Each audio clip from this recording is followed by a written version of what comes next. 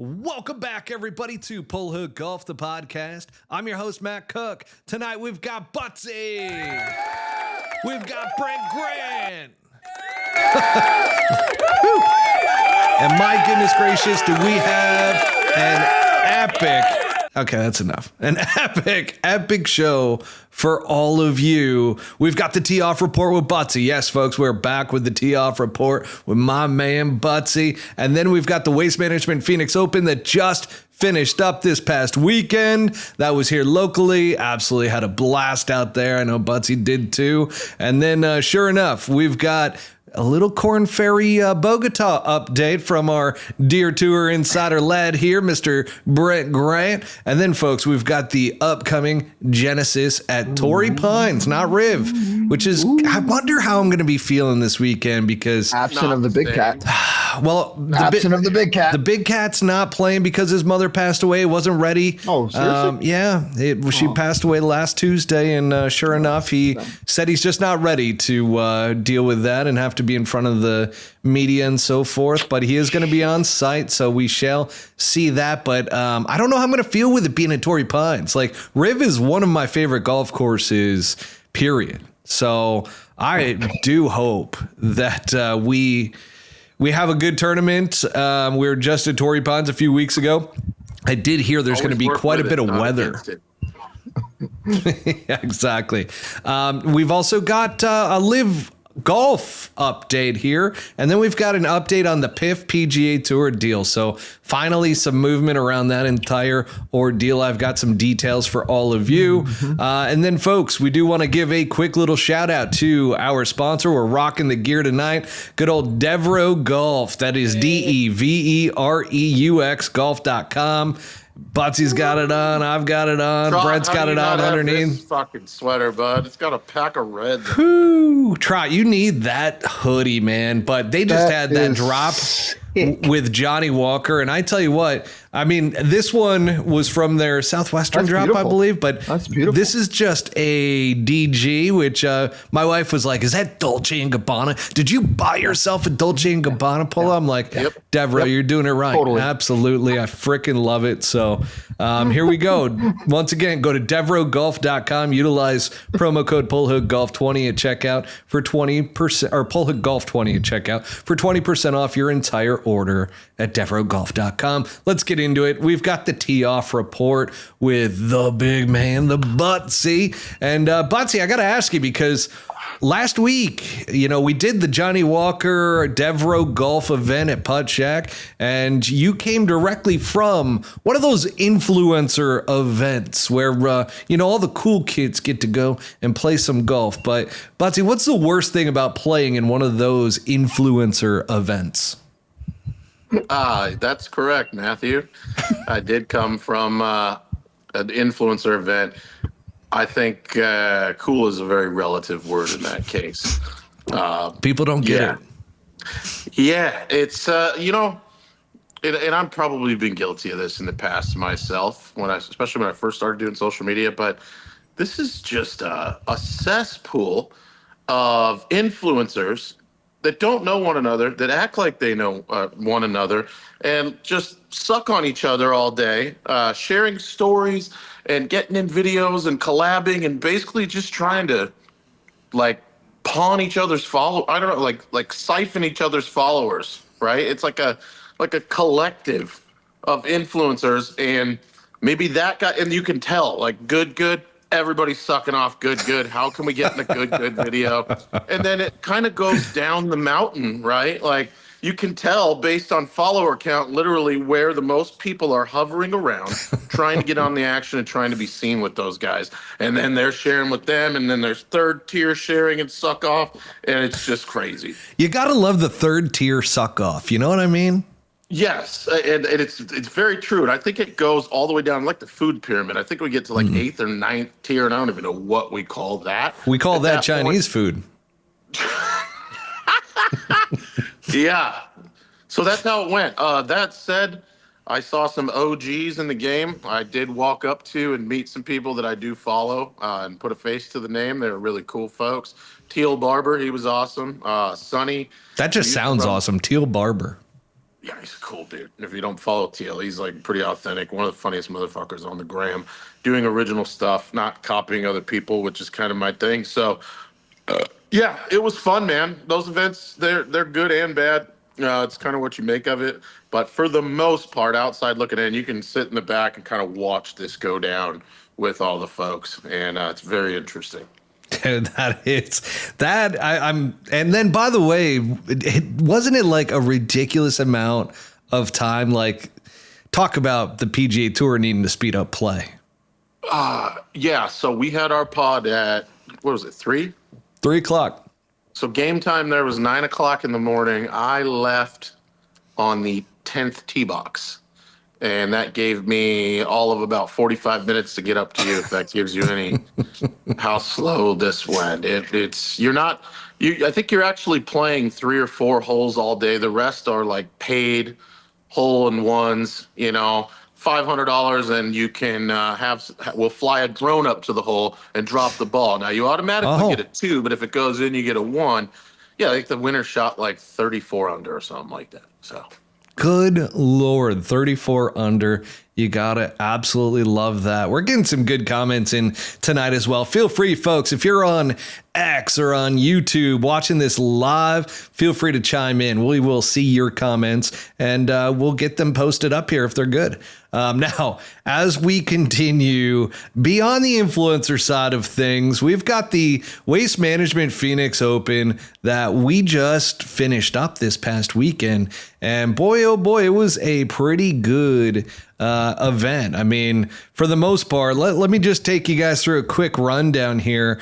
I know, Buttsy, you were out there on Saturday. I was out there a couple times throughout the week, Thursday especially. Got to be in the 16th suite with Devereux Golf and Johnny Walker. But Thomas Detry, that whole deal, I've said this numerous times in sports that like when a guy can't overcome under pressure, they choke.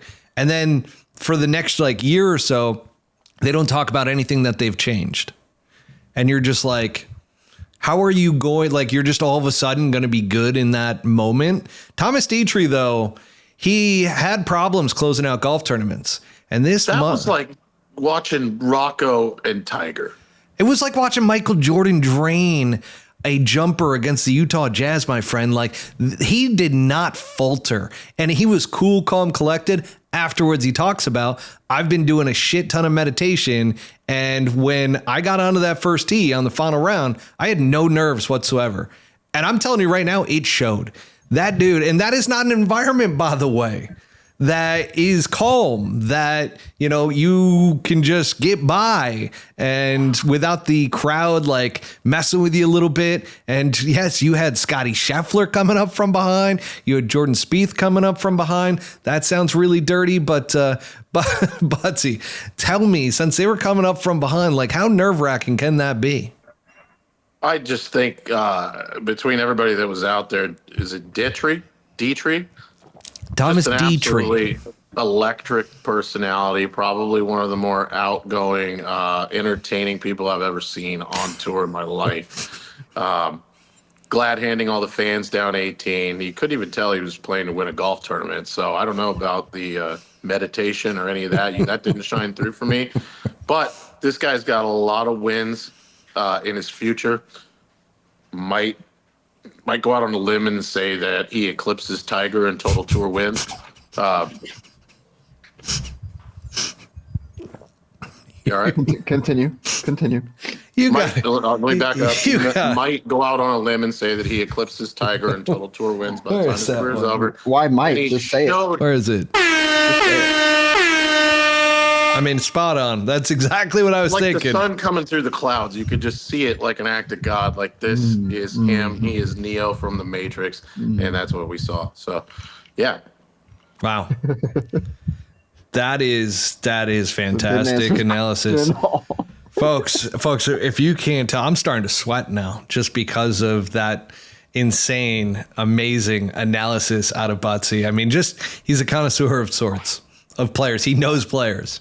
You asked, man, and I'm here to tell you, and I haven't been wrong about any of this. So really authentic. Yeah. Yeah. Yeah, I can't recall the last time that you were wrong about anything. I mean, you were spot on with Anthony Kim. That was, I mean, he's back. He's back. So back for a long time. Oh man. So he wins by 7 at a crowd infused place that is not easy to win. I mean, we've seen guys choke. We saw Sahith Theegala choke a victory, right? On 17, he hit it into the water on the left, as I recall. Coming down the stretch and blew it. So, I mean, this is not an easy golf course to win, and to win by 7 over some of those names that I mentioned. And let's do a little leaderboard rundown here. So good old Michael Kim, the Twitter sensation himself. He's been really good on Twitter. 17 under T2. Daniel Berger, which we found out during the broadcast, has more of Justin Thomas's money than anybody else that Justin Thomas plays against. Christian Buzedenhout was T4 along with Jordan Spieth. Spieth looked like he was back this week. However, he still was on some adventures. He loves the wildlife in Arizona, loves hanging out with some desert animals, and sure enough, it showed.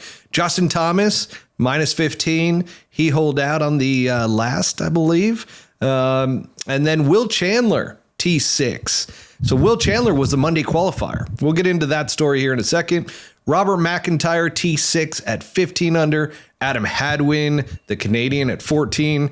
Taylor Moore, 14 under. And Mav McNeely, 14 under. So that's your leaderboard wrap up there for the Waste Management Phoenix Open.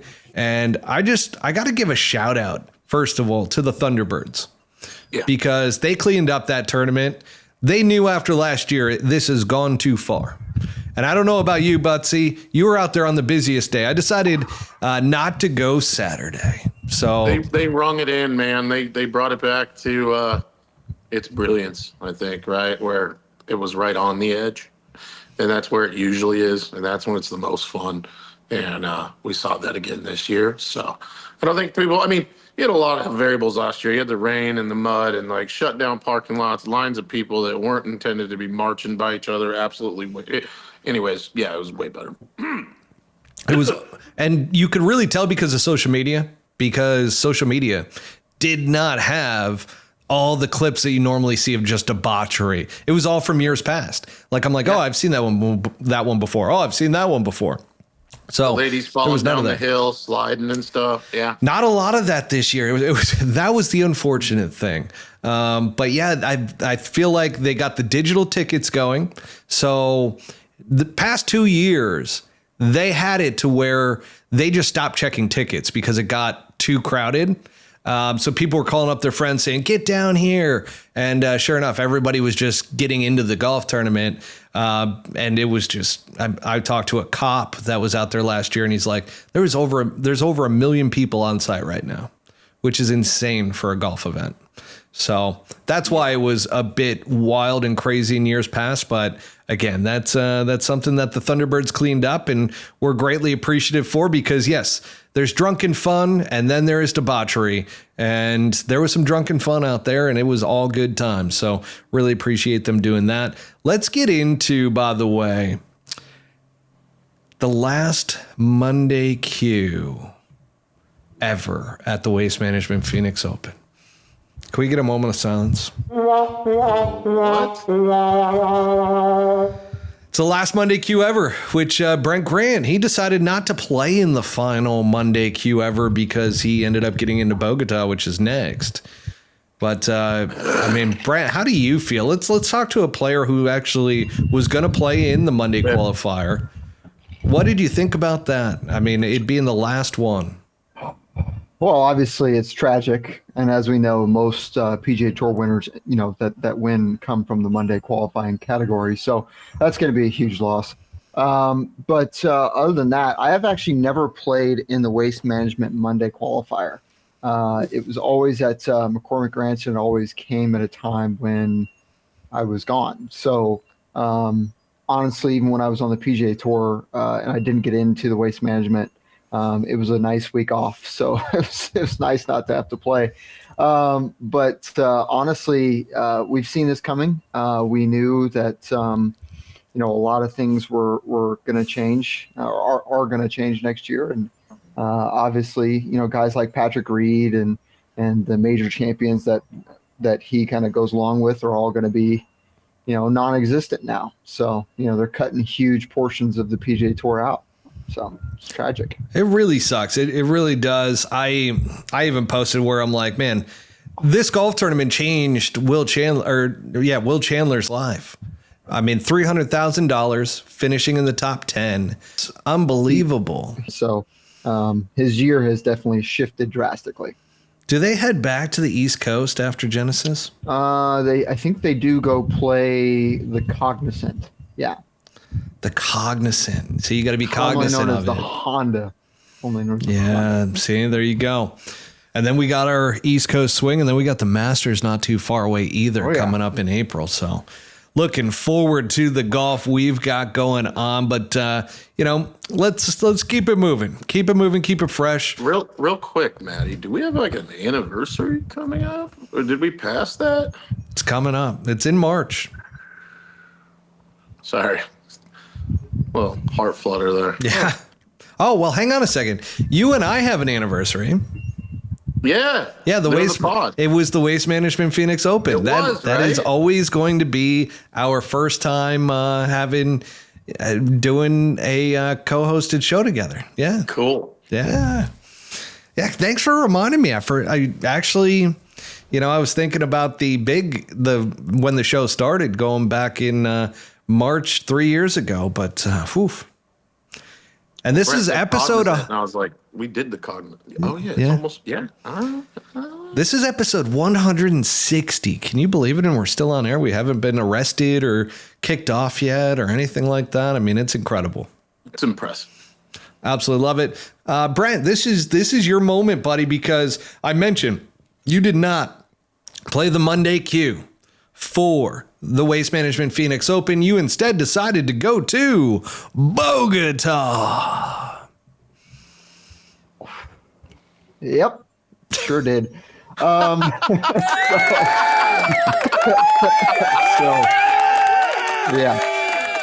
Oh man, I always love going there. It's actually one of my favorite tournaments every year, despite the weather. But it was great. Flying high at 8,600 feet, smoking great cigars, and beautiful scenery out there. Unfortunately, it's a third world country, so kind of keep it locked up. But mirror. So Kyle Westmoreland went and got it done. First win on the Korn Ferry Tour since turning professional in 2017, excuse me. Formerly U.S. Air Force captain, so definitely appreciate him and his service. But talked to him a little bit on the phone. He's Buttsy, you'll appreciate this. He's 6'3", 220 pounds. And he hits it probably further than anybody on the tour, on either tour. So I appreciate that. Yeah, I know you love the long ball. So, it was playing super soft. So the fact that a long ball hitter got it done meant that he was able to control his distance better than anybody. So, congrats to him. And it was great. Certainly would have been rather played the Waste Management rather than the Monday, but happy to get into an event when I can. Guys, Troc Golfer certainly helped us out here. They go to Mexico. They go to Vedanta. So that used to be the over at Greg Norman's golf course before LIV Golf took that one over. But you're right. They used to be at Mayakoba. Correct. Yeah, I love that. So, and then that wasn't the comment and then they go to Florida after that with the Cognizant. So thank you, Austin Whittington, for helping us out there as well. Jake Knapp, right? Jake Knapp.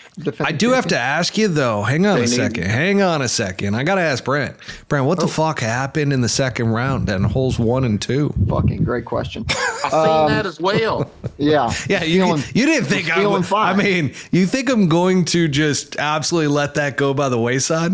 Well, you could have. No ball injury, right? No, God, no. No, I played the first round, got knocked some rust off, and then on the second round, it's honestly, I hate to say this, but the first green specifically was about 2 foot faster than the putting green, which is no excuse. But either Sounds way, like an I excuse. A good literally one, four putted. Just Literally, You four four putted? Just roasted That's the how first you one made off it? Yeah. So I hit two really good shots, and then both of my playing partners hit it, in the same vicinity as I did, about 40 foot up the hill. And I putted the first one, and it kept on going. And then the rest is, as they say, history on that hole. And then the next one just hit one off the tree, and it ricocheted about 50 yards left out of bounds. So that's pretty much it. These things happen. It's just golf. Well, I do have a funny Brent Grant story that I got from David Geese, who was caddying for what's his face, Harris English, and good old Harris. He was very upset throughout the round, and David was having a tough time with him. And sure enough, Brent goes up. The ball's on Brent. I'm learning about you, Brent, every step of the way. Brent goes up. I love David. Brent goes up to what the hell's his name again? Harris English, and tells him, he goes, "Man, why are you so angry all the time? You should just calm down." In the middle of the round. And then David comes over to you and goes, "Hey man, thank you for saying that to him." And apparently you were just like, "Yeah, man, he needed to hear it." Yeah. I don't remember when that was, but it had to be a couple years ago. Because last year he was on with Harrison Endicott. This year he's on with Bud Cauley. And so it had to be 3 years ago. No, it was Endicott. It wasn't Harris. I don't think it was Harris English, because he said it was English. You sure?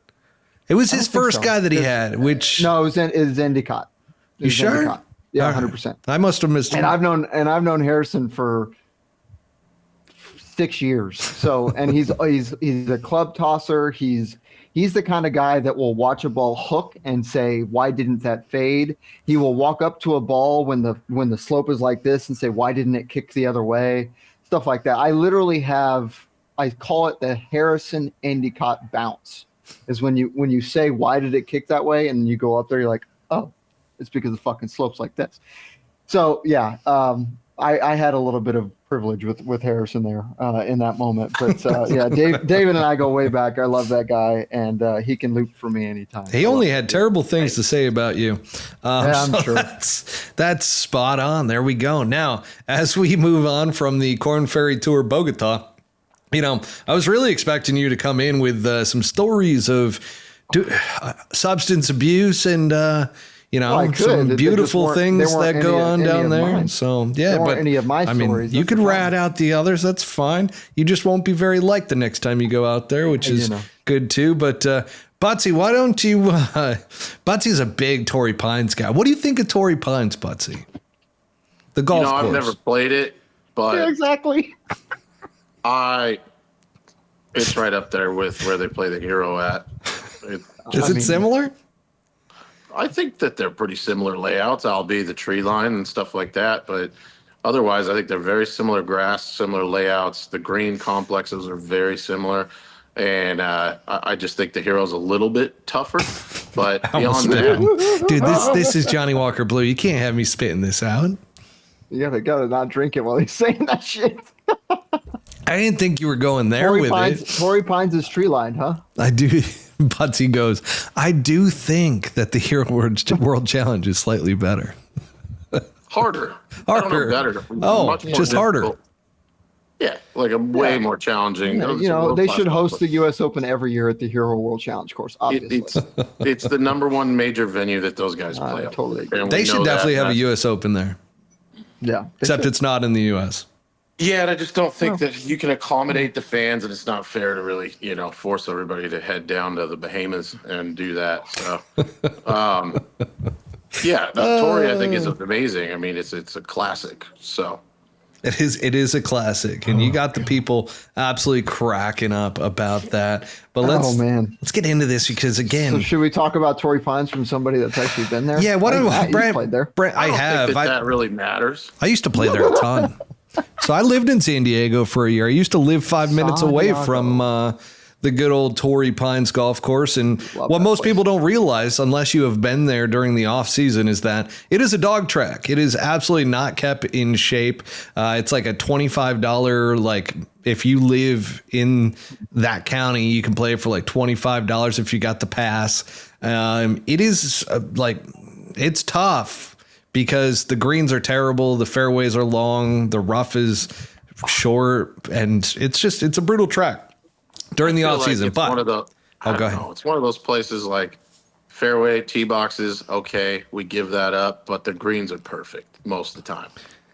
I love this. This is great because I fully see this. I've slept in that park or that parking lot a few times. I see that out of you, Trot. I do. I do see that out of you. You have to, because it's.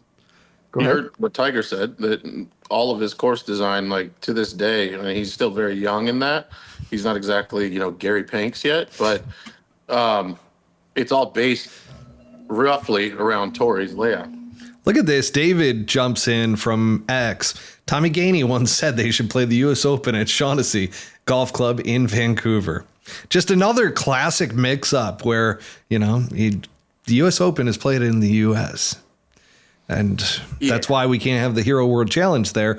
Or as like Buttsy knows, the Hero World Challenge would be a U.S. Open venue. It should be. Let's not would be. It should be. And we're talking about an event as if it's a golf course. It's Albany is the golf course that they play the Hero World Challenge at. I think they should just change the golf course name to the Hero World Challenge too. And just leave it at that. It's better. It's more synonymous.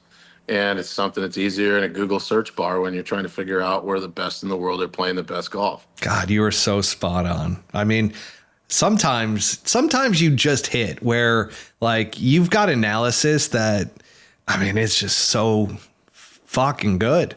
Good? Yeah. Thanks. I love it. Thanks. And as we're playing Torrey Pines this week instead of Riv, you guys want to go over some betting odds here?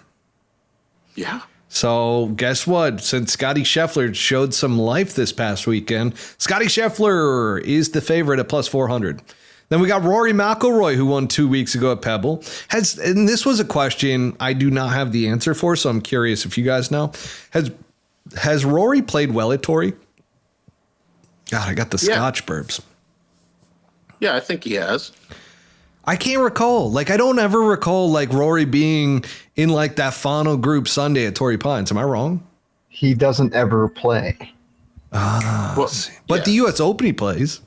Yeah, when it's there once every 8 years. But I mean, that's the thing about that golf course is even though he's obviously a phenomenal driver of the golf ball, it also falls in the part of a schedule where he just goes, I'm good. I'm not going to show up. I mean, you had 10 guys and a couple of injuries or whatever, withdrawals and whatnot. But that's because everybody knew it was coming to Torrey Pines in a couple of weeks. For sure. But that's what I'm saying is that regardless of, or irregardless, as they say in San Diego. Oh, irregardless. As they say that there. In San Diego. They say irregardless. Is that a surfer term, irregardless? I think so. I think it's specifically from Torrey Pines golf course. They literally say irregardless. People that camp in the parking lot say wave catchers. Oh, 100%. Yeah. Wave catchers. Love but that. Yeah, I mean, you would definitely expect him to play well there because he absolutely bombs the shit out of the ball and hits his irons high and lands them soft. Yeah. And it's a golf course. But I don't know. I mean, do we know what they're setting the course up at? Is it going to be as long? Is it going to be shorter? Or are they just going to say, hey, you know what? Let's play this at 7,000 yards. Let's get in and out, make a bunch of birdies, call it a day. So I meant to reach out this gentleman that I met last week at the Caddy event at Grass Clippings, the Grass League, right? The Caddy event that they did for 10K for all the caddies. Yeah. So this guy, they do a betting company, and he goes and he walks the majority of the golf courses throughout the year and like marks up everything. And then they've got this whole system to where they put out picks and everything like that. And they do quite well. I did see a post from him today that he was out there. I wish we had brought him on. It's my mistake. But Matt Gannon, that's the one that we've got to get in contact with. But yeah, I did hear, the one thing I did hear is that the rough is really thick this week and that we're going to have some weather be a factor out there this week as well. Okay. Yeah, I mean, it could be pretty icy out there, to be honest. And I mean, we're getting ready to get some rain here, I think later on this week here in Phoenix. Yep. So it cooled down this week after the waste management. So it's chilly tonight. Yeah. It's chilly. I'm in a straight up cashmere hoodie. This thing is toasty, and I'm even feeling a little breeze. So. But as I'm sure you're both picking up on the mic, but anyways. Yeah, you got to put, hey, champ, for the next time you go outside with that mic, you need the little bunny fuzzy, the little rabbit's foot. I forgot about it. No, I like when you call him champ. That's hilarious. Eventually, someday, he's going to be champ. Well, yes, I agree. Technically, I've won once. One time. On the Korn Ferry Tour, right? Well, Yeah, that's like me saying I've won on the mini tour. Yeah, that's like winning a men's club event. It's legalized gambling, my friend, against other golfers that are good. So what did Matt Gannon say?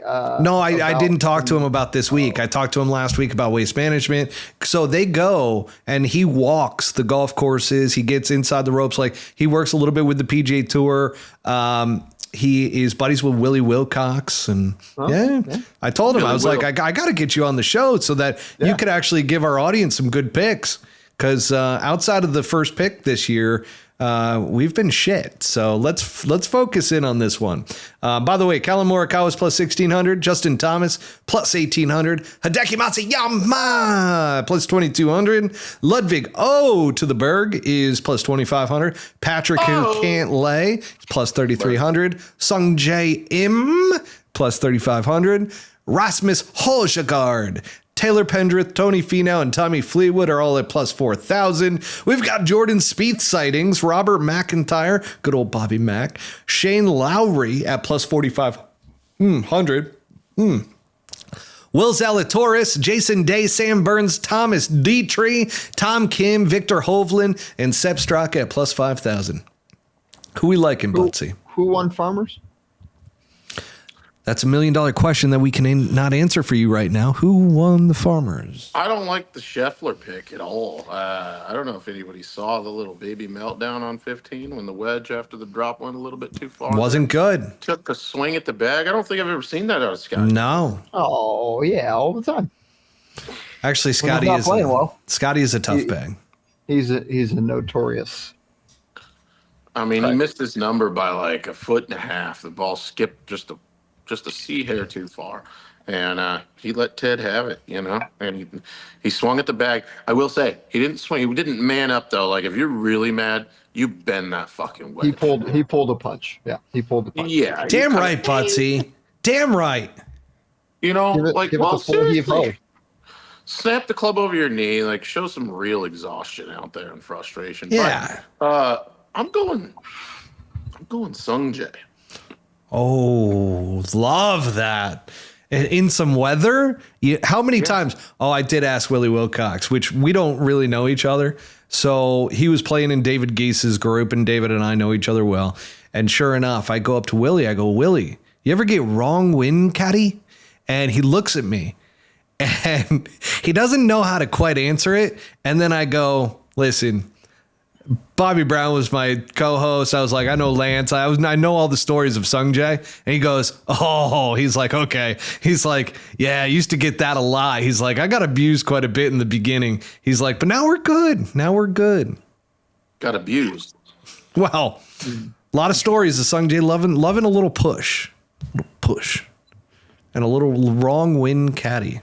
So I would love to get Sung Jae on at some point. That'd be awesome. But he's just going through his head. He's like, if a player ever pushed me, I would literally rocket throw them to the sun. Dude, could you imagine if Brent pushed you, Buttsy, and you were on the bag? What would you do? I'd go backwards. I would go backwards. Sexual undertones like downwind, caddy, wrong wind. Wrong wind, caddy. Behind. Just a lot of, yeah. Not from me. Yeah. Anti-LIV wants to know what time the LIV update is. It's coming. Sorry. Quick intermission there. If I'm caddying for Scotty and he slams his club into the bag and he doesn't break it, I'm just giving him a nice little look. I'm throwing my whole career out the window as I walk over to the lake and throw his whole bag in the lake and leave. That's not a good career move. That's for sure. Brent, maybe not, but legends never die. Brent, who do you got? Yeah, that's a good point. If you throw that in, nobody's going to forget you. Oh, shit. Actually, I had a guy. Man, you know the name Buddha, don't you, Matt? Buddha. I know the name Buddha. Yeah, you met Buddha, I think. Have I? Yeah. You've had to have heard about him. Okay. So, good old Mikey Mollett, lovely individual. Made his name by literally taking the bag full of golf balls and dumping them in the pond because his player was just not happy, and Mike doesn't take shit. And he literally dumped all the balls. He said goodbye and fucking deuced out. It's pretty impressive. Yeah, I like that guy. Brent, who you got this week? We got some weather coming in, so it's going to be a grinder. Let's see. Half the field's out as soon as the weather rolls in, might even withdraw. I'm going to go with Patrick Cantlay. Whoa. Wow, the guy that can't lay. That's amazing. You think he's going to be able to play that slow with the wind blowing down on his fucking umbrella and still get it done? Yep, I sure do. All right. He shows up. He shows up for this tournament. Matt doesn't like that pick. I don't like that at all. Well, thankfully my career is not built on who I pick for fucking wins. It could be. Our audience banks on you for solid picks. No, they don't. That's a lie. That is an absolute lie. They absolutely do not. Irregardless. By the way, Harris English is the one who won the Farmers, just for your information. I was going to let you pick first before I gave you that information. I'm just looking down the list again. And granted, we don't have like the deeper odds because odd makers are odd makers for a reason. Gosh, I'm looking down this list and I hate to go against Hideki Matsuyama. No. Oh, okay. I'm telling you what, man. I like Justin Thomas this week. I saw him out at the Waste Management Phoenix Open, and it just seems like he's close. He is close. Because you saw him.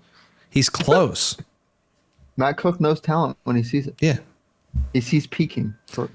Listen, guys get into form, right? No, I know. And then, here's the other thing. So this is why I would have loved to have Matt Gannon on before we made these picks, because I would have loved to known if Torrey Pines fits Justin Thomas's game. I really don't know. So, any course kind of fits Justin Thomas's game. Let's be honest about it. Yeah. If he gets hot on the right week. Oh, for sure. You could say that about most high level players, but I would say as far as he's concerned, if he's driving it well, he's got a chance. But with poor weather coming, if he's hitting out of the rough and not getting it done, he might even withdraw. So who? JT? Justin Thomas. Yeah, this is remember, this is an elevated event. They could just tee it up, hit it off the first tee, and withdraw. And no, I think if you WD, I don't think you get paid. Oh, yeah, you do. Are you sure? Mm-hmm. Oh. 100%. Interesting turn of events. That's kind of weird. Hey. Are you guys ready to get into this? Because neither of you know what the hell is going on, okay? Well, I don't know if you can say that, but neither of you know what's been going on the good old X, the Twitter. Okay. No. Just the behind the scenes on what's happened on PGA Tour and no. That's going down further. So that's further on the list. That's later. That's later. You don't know what's going on. I'm like, how the fuck does he know I got a buzz? How does he know? Oh, unbelievable. I had to get cycles are matched up. Well, I had to get nice and toasty here. In studio in order to get into this next topic, because this one had me laughing all weekend long. So I have turned heel, if you guys know what that means. Oh, yes. So I've turned heel against LIV Golf. And I was going to say the same. Especially on X. So, it's more fun. Their audience I've always kind of been a hater of the cult, the delusional, no knowledge behind real golf. Like, they got into LIV Golf because it was a new thing. They picked up the game during COVID and they were all excited about it, right? Then all of a sudden they're like, oh my gosh, this LIV Golf is the best thing ever. Hate the PGA Tour. They're the bunch of assholes. Like, that is the mentality. And they rationalize, they defend everything they possibly could. So I was like, you know what? I thought about it. Thursday came around and I'm like, am I really going to spend $60 on this fucking LIV Golf app so I can cover it? And I'm like, fuck no. Fuck no. No, I absolutely did not. And you know what? I wrote a post after the event was done. I wrote a post. I'm like, holy fuck. I had 4 hours back of my life. I didn't miss it at all. Like, nobody gave a shit about fucking Saudi Arabia golf. Like, under the lights, okay, cool. Like, we have that here with the grass league. We don't fucking need that. Enough. Yeah, we've had enough. I'm done. Like, 3 years in, I've watched every fucking event, every single round, and I'm just like, that deserves a toast. I mean, come on, they fucked it. Toast it. Come on, boys, toast it. Cheers, boys. Cheers. Can't believe I'm doing it. So we will not, by the way, be covering LIV Golf in terms of like, hey, this guy won. Here's the analysis. This is what we're doing. No, we are just going to trash LIV Golf moving forward. And the funniest thing ever was that as I did that, right, the viewership numbers come out. So everybody was like losing their shit as a LIV Golf person. 10, I kept telling everybody because I had people on both sides of the spectrum. I had PGA Tour like fanatics versus the LIV Golf guys, and everybody wanted to know, did Fox Sports really pay, or did Fox really pay LIV Golf licensing fees and this and that? I'm like, I haven't found out, but I really don't care. And then sure enough, what ends up happening? They get onto Fox. They're on Fox Sports too, okay? It's not ESPN the Ocho, all right? We're not watching like dog pony shows here, okay? And I don't even know if that's a thing, a dog pony show, but would have been better. They did 12,000 viewers on their opening round. They got absolutely exposed. And the hilarious thing, you've got idiots like this pro golf clinic person. I don't know, the big fat dude. Like you talk about fat dude. That's a fat dude. The guy from Barstool? No. That's another fat dude. But yeah, actually, he took a picture with Fat Perez, and he's like 5 times the size of Fat Perez. Just as a little side note, like he makes Fat Perez look very thin. He wears moo-moos. He wears moo-moos. He's got a wide sole. He loves the New Balance. Vince Wilfork style. So anyways, the 12,000 viewers, and all of a sudden they're rationalizing. They're like, well, Fox Sports only averages like 11,000 viewers on the whole thing, right? So I'm just like, I don't care what fucking network you're on, right? This gets into the households of 52.6 million households, not just individuals, households. And all of a sudden you do 12,000 viewership. They did really well. They fucking stunk up the entire place. They were losing their goddamn minds, and yet they were just defending at all costs, justifying, rationalizing, however you want to put it. They were losing their goddamn minds. So I just jumped in. I just fucking shat all over them. How did you jump in? Tell us, Matt. Just some absolute. It was like it was like Kendrick Lamar walking a circle around the camera, talking about Drake being a pedophile. It was absolutely incredible. And the people, I will say this: Super Bowl. the people on X. I gotta check. I don't have it on me. Yeah, well, that's the other thing. So a couple of those assholes were like, your show doesn't get that many people on X. It's like the same fucking rigmarole, right? It's like we've got 200 views on X. Okay, cool.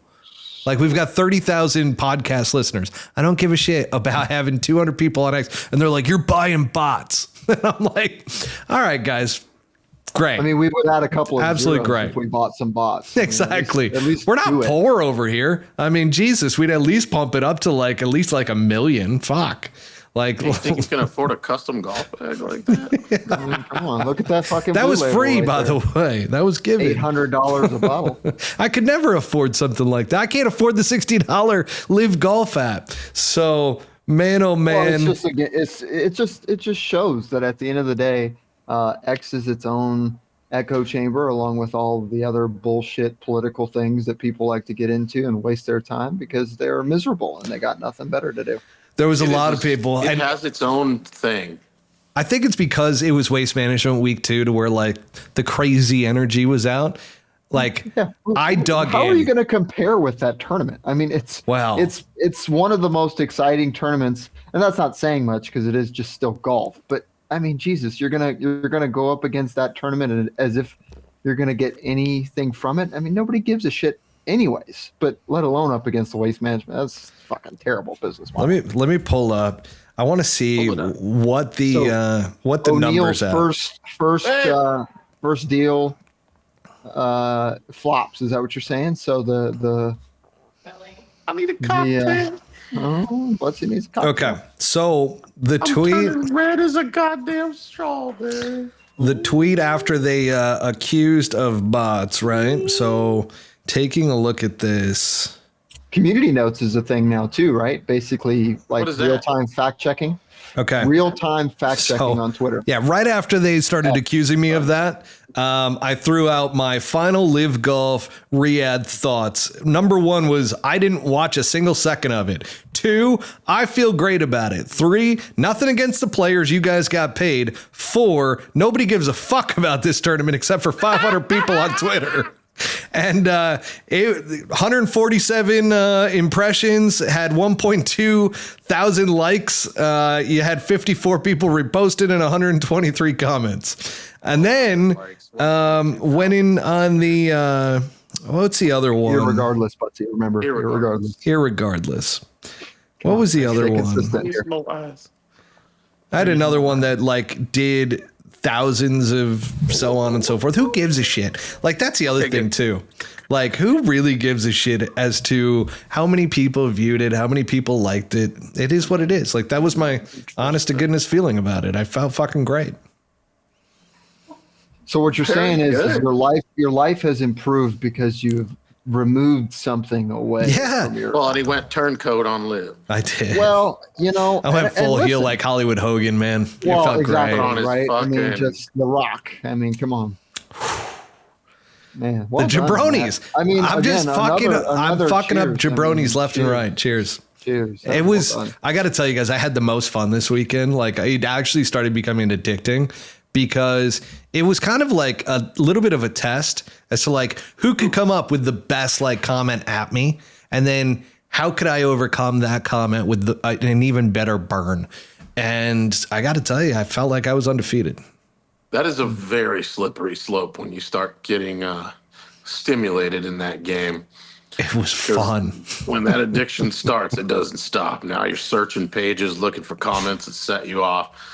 I'm going to fight this guy online right now. Yep. This is how it goes. I know. I went through it for a long time before I'm like, I'm not going to look at anything anymore because I'm so mad all the time. The best part is like, I've gotten to the point in life to where like, there's nothing that somebody could say to me on Twitter that is going to upset me, which gives me the upper hand in every single comment that comes at me. Like I'm going to come at it from like the funniest creative way that I possibly can. I'm not saying that I'm a funny creative person, but that's what I would, that's what I was getting at. So you are, sweetie. Don't let anybody tell you otherwise. All right. Now, This week, we've got LIV Golf Adelaide, which I will not be watching. Neither will Buttsy, neither will Brent, unless we randomly go across it on Fox or Fox Sports. I don't know. But I'll watch it on Instagram. There's plenty of highlights there. This is the other one, by the way. So this is the Temu version of the Waste Management Phoenix Open. This is basically LIV Golf in a nutshell. Australian version of the Waste Management. I don't want to piss off the Aussies because you're right? I mean, this is a tournament to where these guys, they get pumped up. They do some shoeies. They get some weird diseases.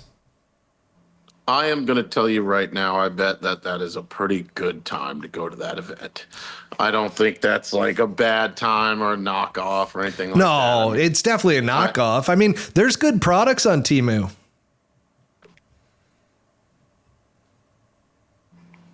Like you could get a real quality like Louis Vuitton wallet on. Oh, sorry. Go ahead. We were off there.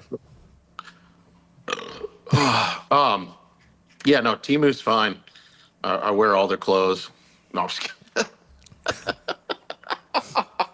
No, it's just a different thing. It's not a bad thing. I have seen the clips. I'm good friends with the dudes that run the account Golf Gods, and they're a huge clothing brand over there, and they're out there in full force and behind the scenes videos. Like, that's a huge tournament. That's a really good time that they're having over there. It's not the Waste Management. It can't be. Ooh. You can't beat that. Nobody will. But it's not a bad deal. Do you think we can get the Cleeks new weekend bag on Temu? So they got like a $3,000 bag that they came out with the Cleeks logo on it. And what? I got to tell you, I don't know who's buying the shit out of that. Like that's a brand deal to where like that brand is never getting their money back.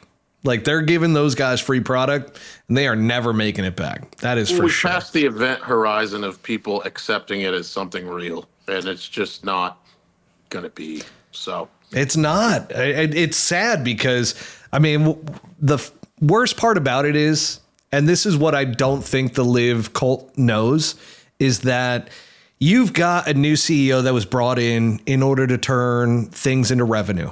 They can't lose constant money anymore because guess what's going to happen? They're about to be pulled in underneath the PGA Tour umbrella. And if they don't start showing a profit, Jay Monahan has the absolute right to all of a sudden be like, okay, it's gone. And Yasir's not going to do anything about it because that's part of their entire agreement. So we might as well get into the agreement part of this because the reason that they tapped good old Donald Trump on the shoulder to say, hey, Donald, can you help us out with this thing? They've got 4 deals in place. So remember I told you guys that they had a deal back at the PGA? Well, they have created 3 more deals. So there's 4 on the table that are agreed upon between the two parties. They're just trying to see which one they can get through the Department of Justice because they are terrified that they're not going to be able to get it through. So that's what the holdup is right now. So different levels of money coming in from PIF. Obviously, Yasir has some non-negotiables, which is him as chairman of the board of the PGA Tour Enterprises and having another board seat. Like those are all solidified. It's more so like how can we get this through without getting jam-jobbed by the Department of Justice? And that's where it's at right now. But I do question both of you, and I want an answer. Buttsy, I'm going to go to you first. Sorry. I got the screen mirror thing going on. I think Butsy's over here. I think you're over here, Brent. So, Buttsy, first off with you. If this deal goes through, do brands start to go, oh, it's fair game now? And they start to advertise and sponsor, and all of a sudden you see this big wave of money coming into LIV Golf? Do you think that happens? No. I think it's too little too late, and the end is near. Brent, what about you? Yeah, I mean, honestly, LIV Golf at the end of the day is not going to last, certainly not with the way, with the way that it is right now. But I think, honestly, spoke to a pretty well experienced and well connected tour veteran last week. After we all got the email about the phone call with President Trump and some players. And then Trump played golf with Tiger and Charlie. It's some pretty incredible stuff. But overall, I really believe that the PGA Tour as it exists right now is not going to really be a thing either. I think that we're going to see... Yeah, I think we're going to see A, B, and C kind of break down a certain way, and A is basically going to be, the top 50 to 75 players playing 20 to 30 events, all for a shitload of money. B is going to be somewhere around there, probably half, maybe a little bit less, and then C is just basically going to be Korn Ferry Tour plus, and they're probably going to be playing for maybe a third of what PGA Tour A is playing for. But the amazing part about the phone call is that there were players involved, and the best thing that we got told as a membership was, we'll just keep you updated. And that's pretty incredible. Sick. We didn't know the phone call was going to happen. Oh, yeah. We don't know what they covered. Hell yeah, brother.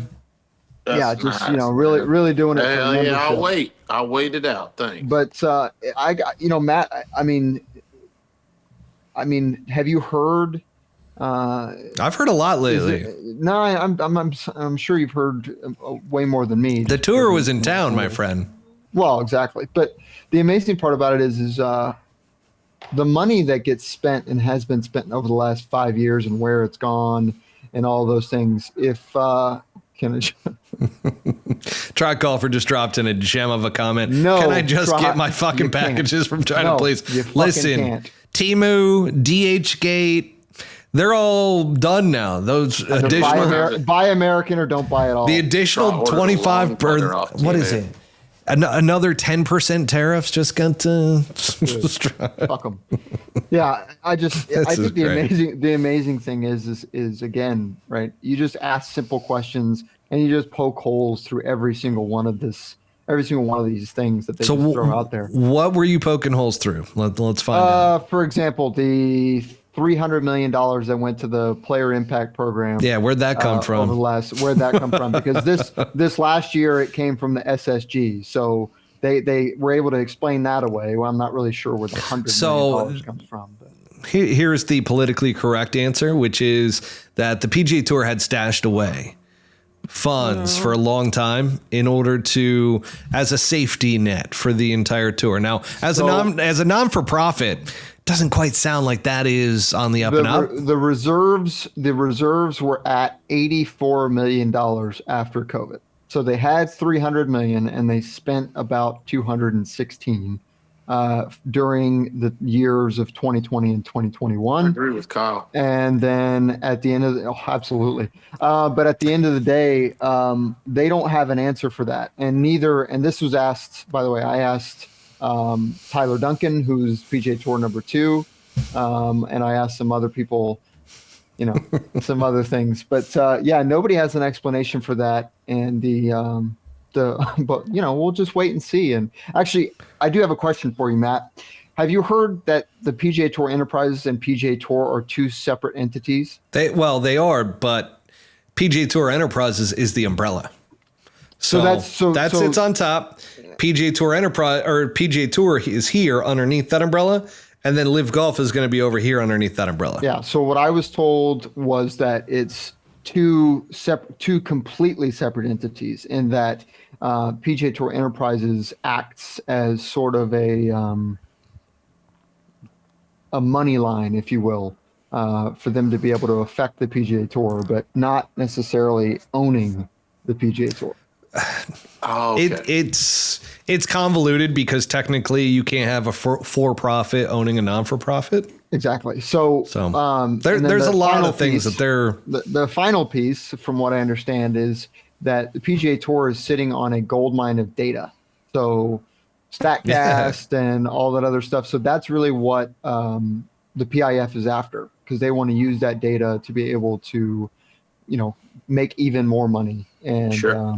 And that's really why they're still doing this. Otherwise, I don't think Yasir would even be sitting at the table. But that's as much information as I have with regards to the PIF and the LIV and all that other bullshit. So it's good information. It's fantastic. Riveting shit. Oh, boy. So Adelaide is going to be the big saving grace for all those Twitter clowns that are out there. They're going to use this for the entire rest of the year. Yeah, but we had Adelaide. It had like 60,000 people. Adelaide. And Adelaide, like we had a 16th hole too, and it was sick. We had people doing shoeies. It was sick. What's Adelaide? Brooks Koepka's brother made a hole in it. And look at that leaderboard. Everybody is a name on that leaderboard. That's right. Everybody does have a name. That's real good out of you. Wait, what's Adelaide? I'm sorry. Meth capital of Australia, I've heard. Oh, okay. Yeah. Well, That's fucking incredible. Big Is rock. that where they were? Is that where they played it? That's where it's being played. Good old LIV Golf is being played That's a out town. there. So it's a town in Australia. Hey, Very shout out shitty to golf those course. people. I hope they get a lot of fucking money for it. Jeez. I mean, there's going to be a lot of people out there. Join the field tomorrow, I'd be there. Like I would be there. I'd take $4 million. Absolutely. Buttsy, by the way, talking about fields, did you see that good old Grass League is going to have a draft tournament, $1,200? So Yes. I'm trying What are to you thinking? circumvent the draft.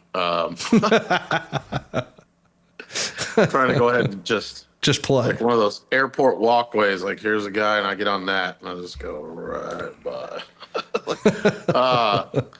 Yeah, we'll see. Yeah, I don't know. This is like become an ever more irregardless, mysterious thing that nobody is telling me if I'm playing or not, but they keep like sending me smiling emojis and weird shit to trick me. So, Well, I told you about my experience, and I believe the ones that are actually messaging you are actually the ones in power. So I will say that I do think there is a plan for good old Buttsy to be playing. But folks, I don't know. Should we set up like a GoFundMe and just like see if people will support a new team on the Grass League? I like that idea. I mean, it's not a terrible idea. No, I like that idea. Like, folks, just pitch in $20 a pop and, well, we got to set something up. Should we just put out should I just give everybody my Venmo? All right, here's what I'll do. If enough people post that they want to support a Grass League team that is controlled by us, then I will start handing out my Venmo, and people can start just dipping into there and giving money. Give money. Give money. Just got to put in there, like, what do you get back? Am I? I don't know. manager? What would Is they that how get that works? back? Nothing. No, Brent, you might actually be a play. I might be the manager at this point. I mean, I picked up. Listen, I'd play. I'd play. I literally picked up clubs that were not mine that had Bryson DeChambeau grips on them. Oh God. And I will say this, I didn't hit a lot of greens. So, and it's been months and I haven't picked up a club since. So I'm probably out. I'm probably out. He's decided to just focus on what matters, and that's Johnny Walker Blue. And this show. Work. Well, So- yes, but Johnny Walker Blue is the show. I mean, But I will say this as well, that the Utah Soakers could be a real thing. yeah, GoFundMe is easy to do. They just put it up on Twitter and rock and roll. That's what I'm thinking. I think we, guys, Buttsy, I'm would in. you problem with guys that be is- down with helping us build a team on the Grass League? Put it in the comments if you are interested in helping Pull Hook Golf create a team. And no, it's probably not going to be the Utah Soakers as much as I want it to be the Utah Soakers. And it's just going to race right past in earnings that kid that's got brain cancer. But It could be Johnny Walker's. I mean, it could be Johnny Walker's. How about that? Fuck. I don't think we can go full branding on that, but I do think that we can create between the three of us, we can come up with a pretty creative name to put out there. prestige worldwide. Oh, Yes. best. Absolutely. 100%. Yep. On the next Forever. episode, should we do a presentation for everybody called Prestige Worldwide? Worldwide. I think we need to come Boats up with and some hoes. marketing videos showing people, our stuff. Boats and hoes. We got. Well, all we got to do is release the footage. Just release the footage of what we already have done. I mean, it's pretty clear we're the greatest in the world. So, fuck. Not far off. Not far off. I might be playing with your guy this weekend, Matty. Saturday, we'll see. There you go. Your boy Pete. Go get it. Go get it. Pete, we'll see. Go. I'm in. I'm in, guys. I was thinking about having him. I was going to tell him like, hey, I'm at the bag drop, and then he rolls up, and I'm in a wheelchair, and secretly this whole time, he doesn't know that, but yeah. Try wants to know where's the footage. So Trot, we had a bad deal. We lost our video editor. Just absolutely disappeared on us. Stole a bunch of money, and we do not have a video editor to edit up the content. So unfortunately, needless to say, Matt won't be using Fiverr anymore to find these guys. It wasn't Fiverr. He was here in America. I've tracked him down. I feel like, I don't know. I'm too nice of a person, man. And that's what's funny about the whole Twitter thing. People think I'm dead serious on Twitter, just absolutely clowning them. To me, it's amusing. If you take this shit that seriously, which that's why a guy like Anti-LIV, that dude's hilarious because you could tell he does not give a shit. He plays up the role that he is anti-LIV golf. I don't think anybody actually takes it that seriously. I think in real life, if you run into these people and you're like, hey, I'm him. I'm the guy that, blah, blah, blah, in the chat room. And they're like, oh, they'll bow down in a heartbeat. That was pretty funny, wasn't it? Yeah, it was, man. You told me to go have sex with my mom 3 or 4 times, but it's cool. It's cool, bro. I do love. So there is a trend, by the way. So they start off with whatever the best thing they got is, right? Data, facts, whatever. What they think is accurate. They send that over. You debunk that. You come over the top with more information that debunks the entire thing. Then it's classic. They start getting to insults. So there's an insult. There's always an emoji, like a laughing emoji, because you could always tell when they're really pissed off is when there's multiple laughing emojis. A personal attack usually happens based on your appearance after that. Exactly. And and then, of course, they just start getting into insults. There might be a little bit of information in the follow-up reply, but then after that, it's just straight, your mother sucks, cock. It's that hairline's almost at the back of your head, bud. You got a huge forehead. Got a 7 head. Yeah, it's lucky. What would people say to poor Brent Grant? Jeez. Oh, man. He's got... you should stay off of Twitter. Bring it. We both suffer from the beaver tooth syndrome. There's nothing wrong with some good teeth. Oh, God. We both look like a couple of fucking gerbils at the Free Zoo, a.k.a. Petco. Buttsy, I actually felt bad. So I was into some booze, and there was this guy, and in his profile picture, he had some janky teeth. So what did I do? I said something along the lines of, and I took a close-up screenshot of his profile pic, just showing the fangs, showing how fucked up the teeth were. No, and I go, you probably think your dentist is the best too, huh? No, that's when you send them just savage. Send him a web address for a dental implant center in his local town. He's in Ireland. He ain't got no dental implant center. Perfect. No, it's called Wood. Perfect. Oh, that poor guy, man. I actually felt terrible. I almost felt like, man, I should probably DM this guy. I probably took it a step too far. No. Gentlemen. All right, here we go. You guys ready to on the call out here? You ready? 3, 2, 1.